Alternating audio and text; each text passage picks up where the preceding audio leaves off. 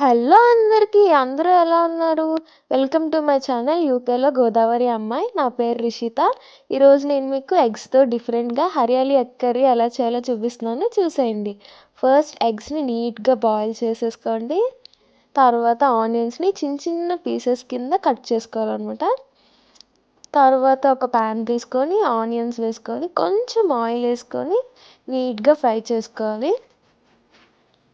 తర్వాత అదే ప్యాన్లో ఆనియన్స్ పక్కకు తీసేసి లైట్గా ఆయిల్ వేసి ఎగ్స్ని కూడా ఫ్రై చేసుకోవాలి. ఒక మిక్సీ జార్ తీసుకొని కొంచెం coriander and then 3 to 4 green chillies వేసుకోవాలన్నమాట. అదేనండి మన పచ్చిమిర్చి. ఆ తర్వాత కొంచెం గార్లిక్ అండ్ కొంచెం అల్లం వేసుకొని కొంచెం పెరుగు వేసుకొని కొంచెం వాటర్ వేసుకొని కొంచెం స్మూత్ పేస్ట్లా చేసుకోవాలన్నమాట. ఆ పేస్ట్ని మనం ఫ్రై చేసుకున్న ఆనియన్స్లో యాడ్ చేసుకొని కొంచెం వాటర్ వేసుకొని బాగా మిక్స్ చేసుకోవాలి. కొంచెం ధనియాల పొడి కొంచెం జీలకర్ర పొడి కూడా వేసుకోవాలన్నమాట.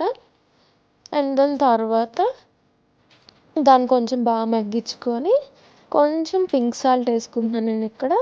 నార్మల్ సాల్ట్ ఇష్టమైన వాళ్ళు నార్మల్ సాల్ట్ అని వేసుకోండి.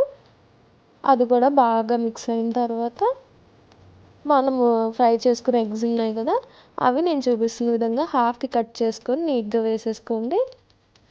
వేసుకొని కొంచెం అటు ఇటు తిప్పేయండి. తర్వాత కొంచెం వాటర్ వేసుకొని కొంచెం ఎగ్స్ని ఆ మిక్స్చర్ని లిడ్ పెట్టి బాగా కొంచెం మగ్గనివ్వాలన్నమాట.